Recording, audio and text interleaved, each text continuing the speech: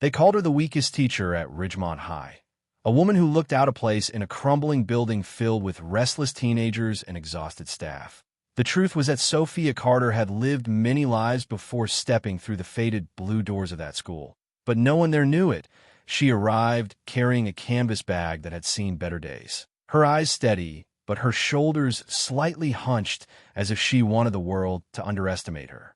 The sun was rising over the cracked asphalt of the parking lot, long shadows stretching like fingers across rusted fences and graffiti-marked walls. Ridgemont High sat in the middle of a neighborhood that the city had long forgotten, the kind of place where opportunities disappeared before they could take root. Sophia looked around and thought of Robert, her husband, her partner in every mission, the man whose memory pushed her to keep walking even when her heart wanted to stop. At 34, she looked nothing like the confident teachers gathering in the front office. They carried clipboards and wore practice smiles. She wore quiet eyes and carried scars no one could see. On paper, she was a substitute from rural Georgia with a degree from a small college. In reality, she held advanced degrees in psychology and operations, earned during 12 years as one of the first women to serve among the elite. But she had buried that part of her life along with Robert. 3 years earlier, Robert Carter, Chief Petty Officer, had died on a mission that was never fully explained. The report called it a training accident, but Sophia knew it was a lie. He had been killed by the very network they had been trying to expose, a criminal circle that thrived on secrecy and corruption. His loss shattered her, left her wandering through empty days until she found herself hiding in small towns, teaching children, trying to forget the feel of combat gear and the sound of orders in her ear. Robert used to dream of building a school. He wanted to take the discipline of their service and use it to guide children that society had abandoned. When Sophia saw the job listing at Ridgemont, she knew he would have volunteered without hesitation. So she applied, not because she wanted to teach, but because she had made him a promise. The assistant principal, Emma Blake, met her with a tone that dripped with dismissal.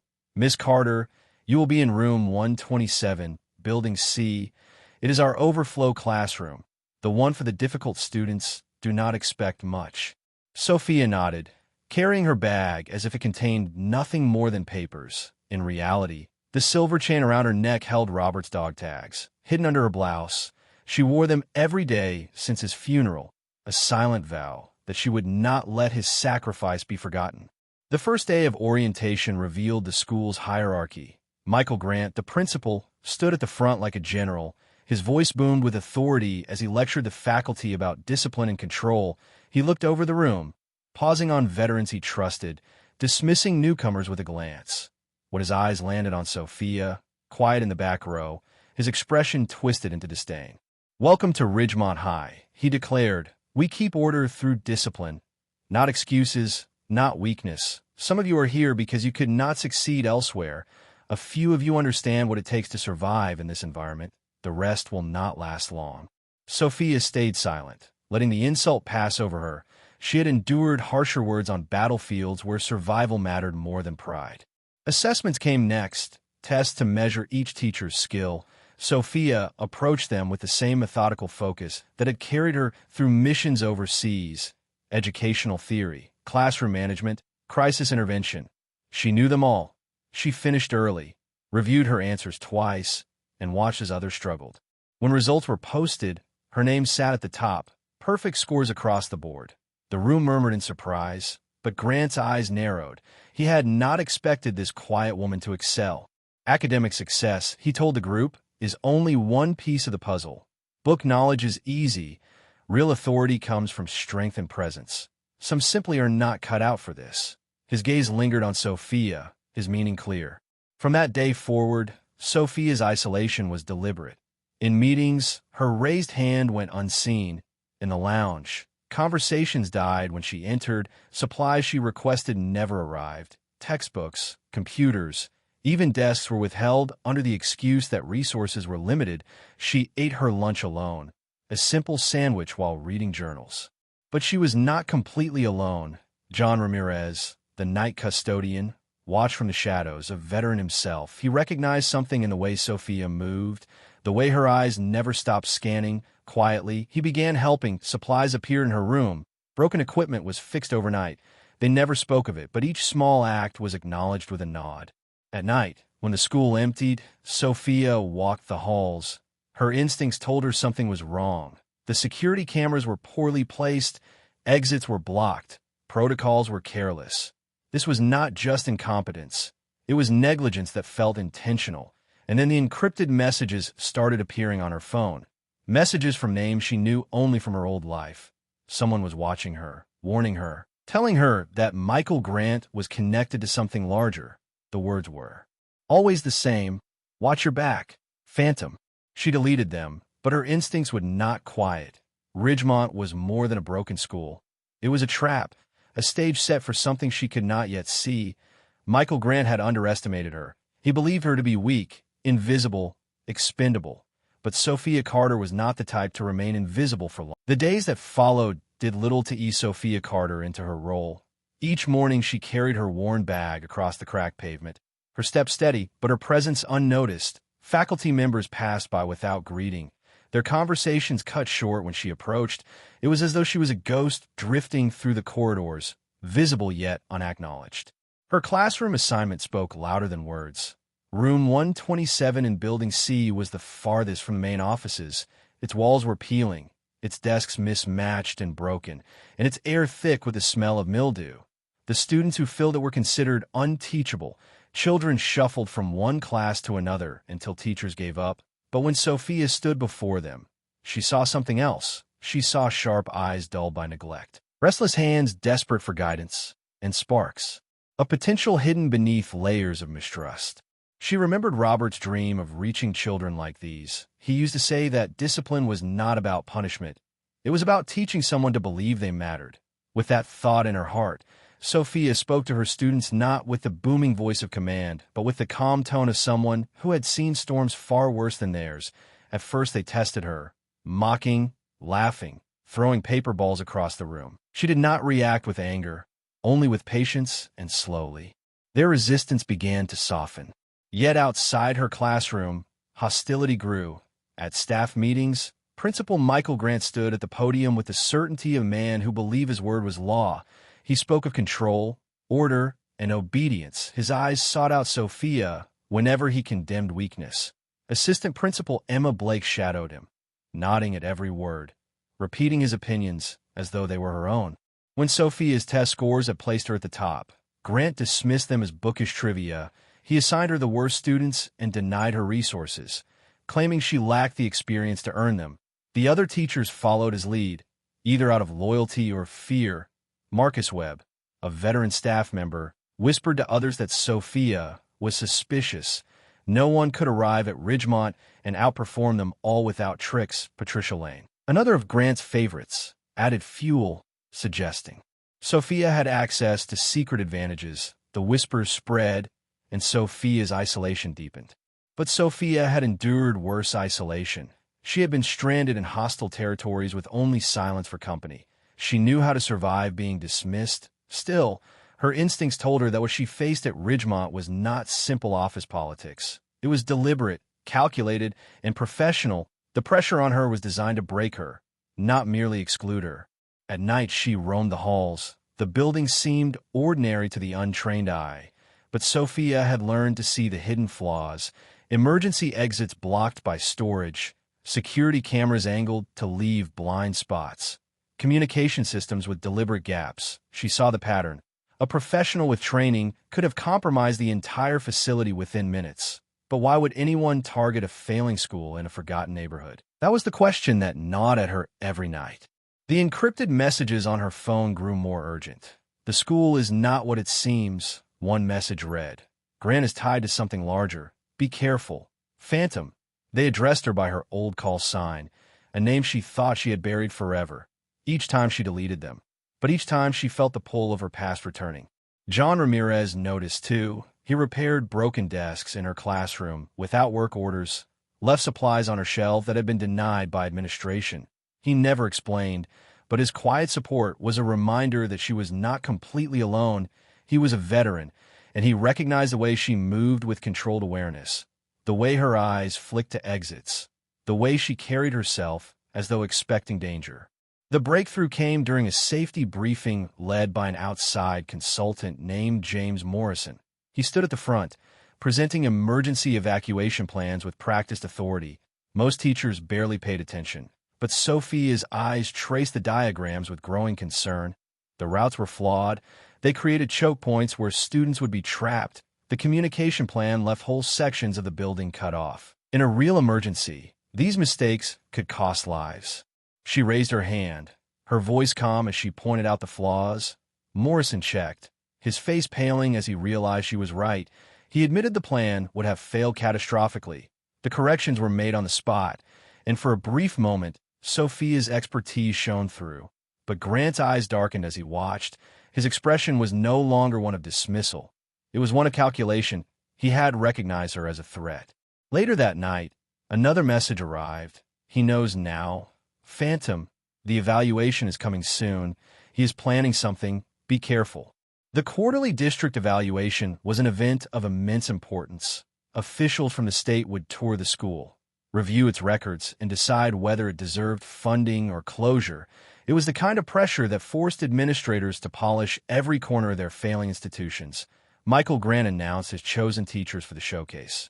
His loyal staff members received new supplies, extra coaching, and every advantage. Sophia's name was absent.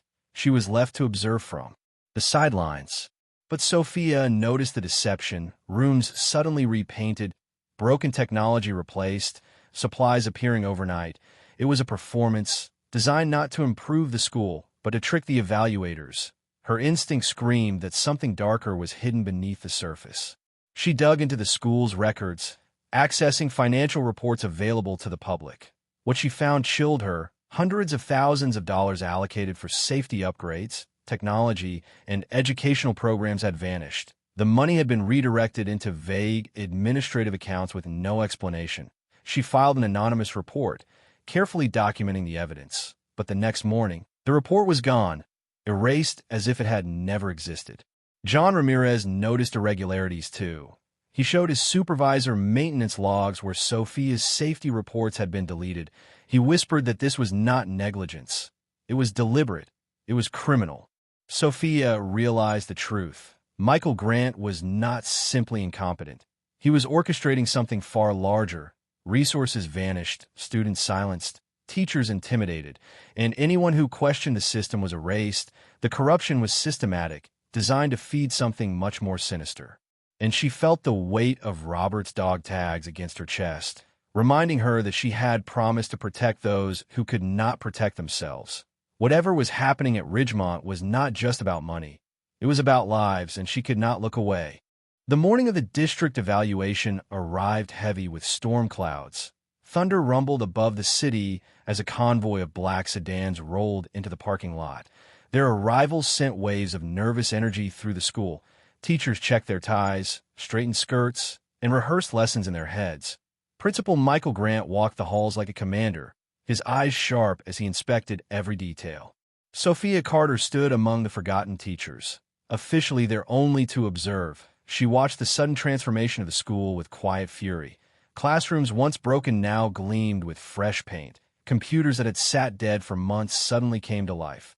Textbooks appeared in stacks, as if they had always been there. It was a mirage, a facade meant to trick state officials. Dr. Caroline Mitchell from the State Department led the team of evaluators. Her presence made everyone tense. She stepped into classrooms chosen by Grant, where his loyal staff presented polished lessons to carefully selected students. Everything looked perfect, too perfect, and that perfection troubled Sophia. During lunch, she noticed the absence of Zoe Bennett, one of her brightest students. Normally, Zoe's voice carried in the halls with laughter or questions, but today she was nowhere to be found. Sophia asked quietly around and received vague answers. Finally, she spotted Zoe alone in the cafeteria, shoulders hunched, face pale.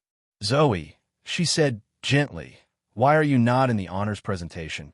You should be there." The girl looked around nervously before leaning closer. "Miss Carter, you have to promise not to tell anyone. Yesterday, Mr. Grant called me and some others in his office. He said we were being transferred to alternative learning environments for the week. He said it was for our own good, that the state people might ask us questions we were not ready to answer." Sophia's instincts sharpened.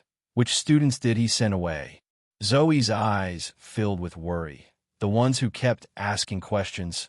Marcus, who asked about the missing books. Jessica, who wanted working science labs. David, who complained about no college prep. They're all gone.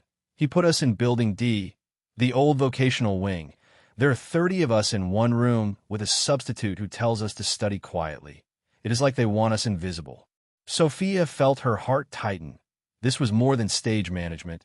It was silencing. These were not problem children. They were the most engaged, the ones who would have impressed the evaluators, and they had been locked away where no one would see them. During her planning period, she made her way to Building D. The hallways smelled of dust and neglect. Inside, she found 30 students crammed into a single room. The air conditioner broken, desks mismatched, and the substitute listlessly flipping through a magazine. The children sat silently, their hope drained.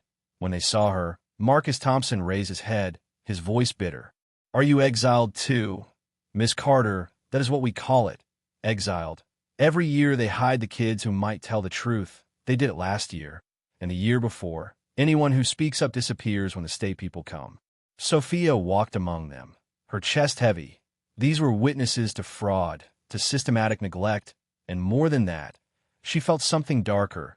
The security cameras were angled toward the exits, not the interior. The communication system had been disabled, and the main door had an electronic lock that could only be opened remotely. These children were not just hidden, they were contained. That night, the storm outside raged as another encrypted message flashed on her phone. "Phantom, abort mission immediately. The Crimson Circle has infiltrated the school. Grant is compromised. The students are in immediate danger. Extraction team en route." Her blood turned cold at the name. The Crimson Circle, the same network that had killed Robert 3 years ago. The same predators who trafficked people, laundered money, and corrupted institutions. They had found their way into schools, and Ridgemont was one of their strongholds. She typed a reply with steady hands. "Negative. 30 kids are trapped in Building D. I cannot abandon them. I request immediate backup and federal response." The answer came swiftly. "Phantom, you are blown. Grant knows who you are. Get out now." Too late. A text buzzed from an unknown number. "Miss Carter, please report to my office immediately. We need to discuss your future. Signed, Michael Grant." Sophia stared at the message. She felt the weight of Robert's dog tags pressing against her skin, reminding her of promises made over his grave. For years she had hidden from her past, but now her past had caught her. The children were leverage in a game they could not see, and she was the only one who stood between them and the darkness. She made her decision. She was not going to Grant's office as a quiet teacher desperate to keep her job. She was going as a warrior who had spent her life fighting monsters. The storm outside masked the sound of her steps as she walked through the empty halls. Most staff had gone home, satisfied with the state success of the evaluation, unaware that the real crisis was only beginning. When she reached the main office, dim light spilled from behind frosted glass. Her reflection in the window showed her disguise. Cardigan, slacks, gentle teacher, but beneath, the Glock she had carried since Robert's death rested in its holster, and a tactical knife hugged her ankle. 3 years of pretending to be ordinary had not erased who she was. "Come in, Sophia," Michael Grant's voice called smoothly. "We have much to discuss." She entered, finding Grant behind his desk, Emma Blake by the window, and 2 suited men standing like statues. Their posture gave them away.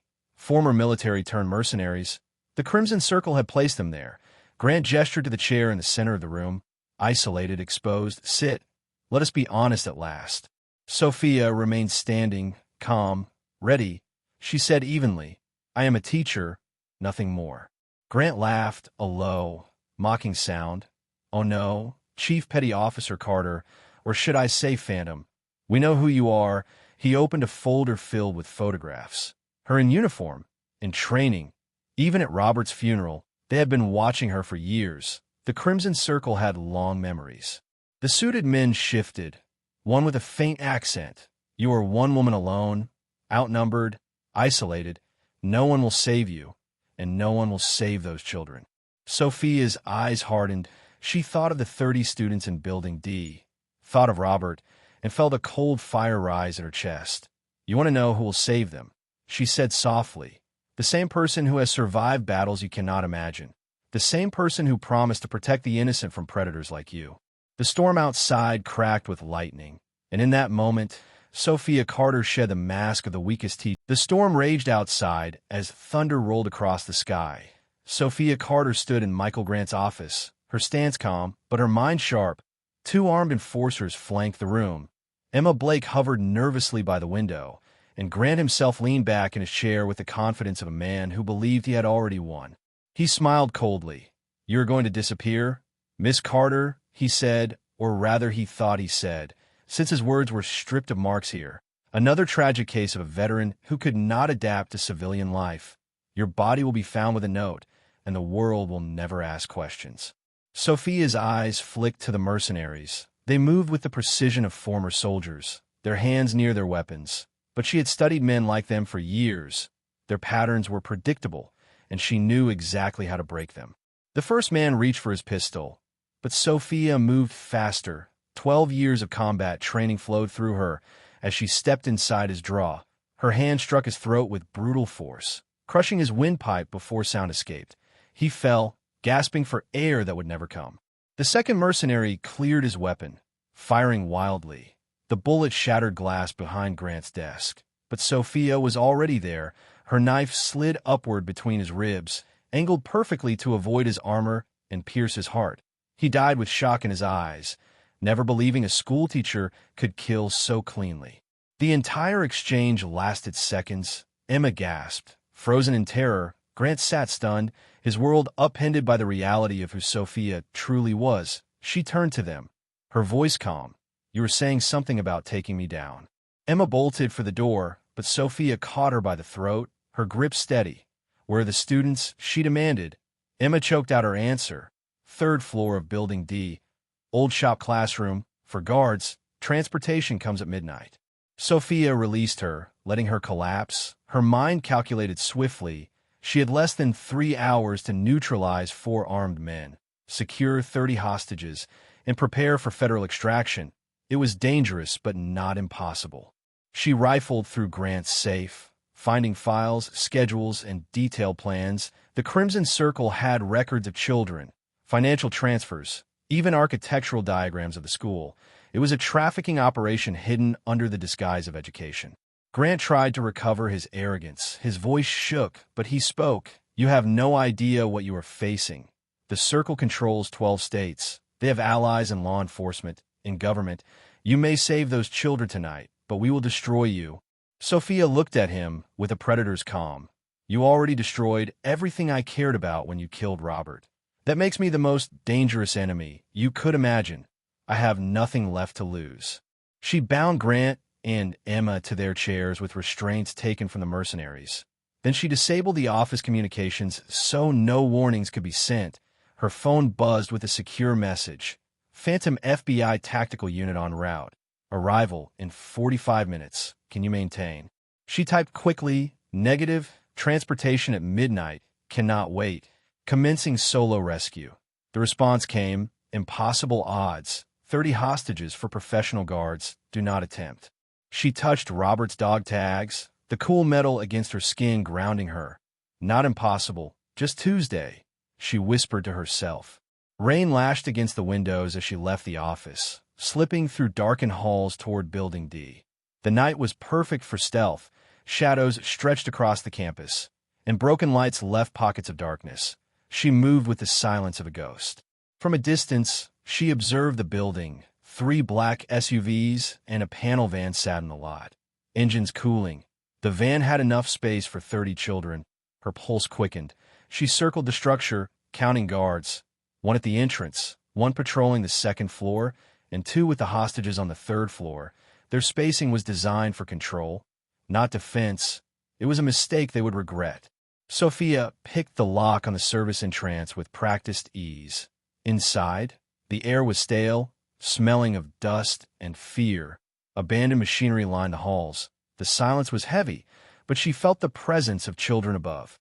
The stairwell creaked as she waited, timing the footsteps of the patrolling guard. When he passed, she slipped behind him, knife in hand. The blade pierced between his ribs, angled for the heart. He fell without a sound. She caught his rifle before it hit the floor. 1 down, 3 to go. On the 3rd floor, she heard voices, casual talk of logistics and cargo, men discussing children as though they were commodities.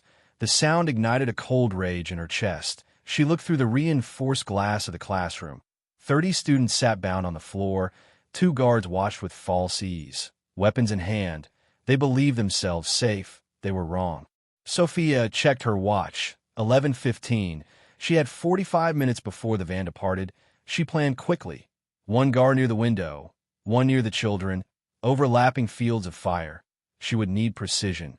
There was no room for hesitation. She turned the handle silently and stepped inside. The first shot whispered through her suppressed pistol, striking the window guard in the chest. He fell instantly, his weapon clattering on the tile. The second man spun, shock on his face, his hand reaching for his rifle. "Do not," Sophia said, her voice cold, steady. "You move, you die. You breathe wrong, you die. You look at them, and you die." The man froze, his eyes wide. He dropped his weapon slowly, realizing he was staring at Phantom herself. The legend whispered in the shadows. Sophia secured him with zip ties, then turned to the children. Their faces were pale, their eyes wide. Zoe Bennett whispered in disbelief. "Miss Carter, is that really you?" "Yes, Zoe," Sophia said gently. "It is me, and I am here to take you home." She cut their restraints with her knife, the same blade that had ended lives moments earlier now, freeing trembling hands. Marcus Thompson stared at her in awe. "You are military, real military, not just a teacher." "Navy SEAL, 12 years, she replied. "Right now, I am the person standing between you and very bad people." Jessica Rodriguez found her voice. "That is why you knew about the safety flaws. That is why they feared you." David Kim added, "You are the only one who could see through them." Sophia nodded. "Listen carefully. We are not safe yet. We must move together. Stay quiet. Follow me exactly. Do you understand?" 30 voices answered. "Yes, Miss Carter." Her radio crackled softly. "Phantom, Bravo 6, 2 minutes out, status." She keyed her mic. 30 hostages secured. Building partially cleared. Request immediate medics and family support.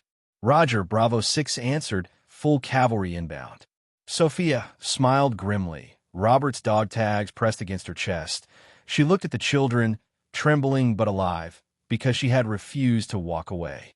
But she knew the mission was not complete until every child was safe, and the storm outside howled like a living beast.